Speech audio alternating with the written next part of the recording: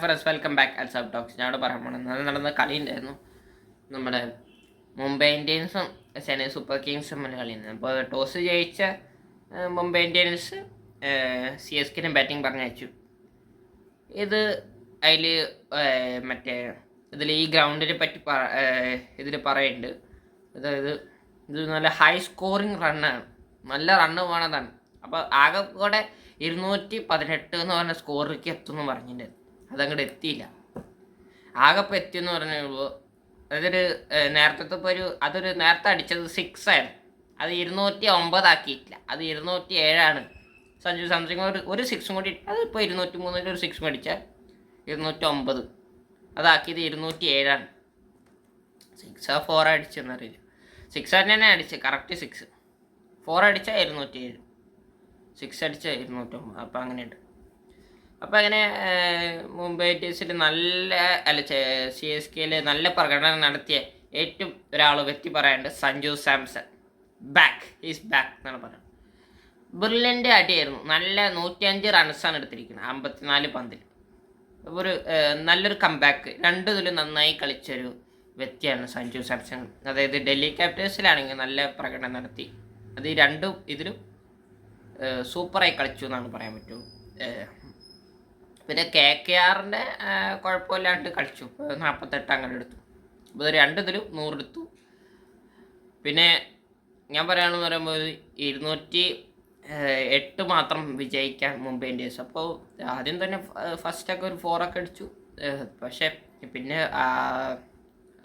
ആദ്യമൊക്കെ ഒരു വിക്കറ്റ് ക്രൂഷ്യലായി ആദ്യം തന്നെ പോയി. അതായത് ഏറ്റവും എക്സ്പെക്റ്റ് ചെയ്യാൻ പറ്റുന്ന ഒരാളാണ് പോയത്, ഡീകോക്ക് പോയി. പിന്നെ ബ്രില്യൻ്റ് കംബാക്ക്, ഒന്നുകൂടി വിക്കറ്റ് പോയി. പിന്നെ കുറച്ചും കൂടി വിക്കറ്റുകൾ പോവുകയാണ്. അപ്പോൾ നമീന്ദീർ ഒട്ടും പ്രതീക്ഷിച്ചില്ല വിക്കറ്റ്. നമീന്ദീർ ഒരു അടിപൊളി ബാറ്റ്സ്മാനാണ്. മൂപ്പര് തന്നെ ഒരു എക്സ്പെക്റ്റ് ചെയ്തില്ല എന്നാണ് നമീന്ദീറിനെ പറഞ്ഞത്. അപ്പോൾ കൂടുതൽ പിന്നെ തിലക് വർമ്മ കുറച്ചൊക്കെ ഇവനൊക്കെ നിന്നിട്ടുണ്ടായിരുന്നു, സൂര്യകുമാറും വലിയ തട്ടിമുട്ടിയൊക്കെ കുറച്ചൊക്കെ നിന്നു. അപ്പോൾ കുറച്ച് കഴിഞ്ഞ് തിലക് വർമ്മയും പോയി. അതിനുശേഷം പിന്നെ ഒരാളും കൂടി വന്നു, ഹാർദിക്കും വിക്കറ്റ് പോയി.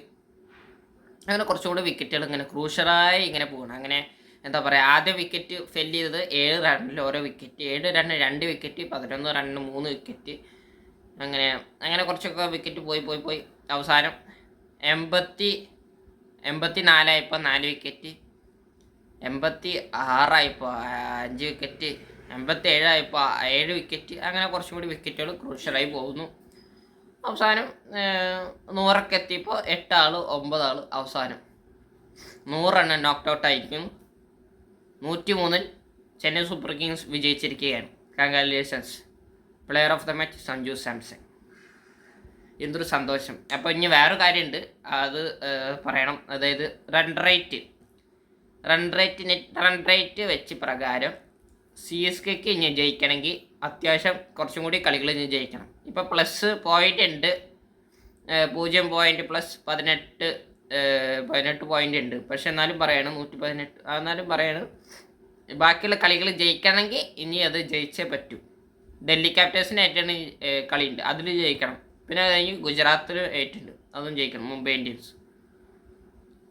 അപ്പോൾ അങ്ങനെ കുറേ കളികൾ അവർക്ക് ജയിക്കണം എന്നാണ്. അപ്പോൾ വീഡിയോ ഇഷ്ടപ്പെട്ട ലൈക്ക് ചെയ്യുക, സബ്സ്ക്രൈബ് ചെയ്യുക. മറ്റൊരു വീഡിയോ അത് ഗുഡ് ബൈ.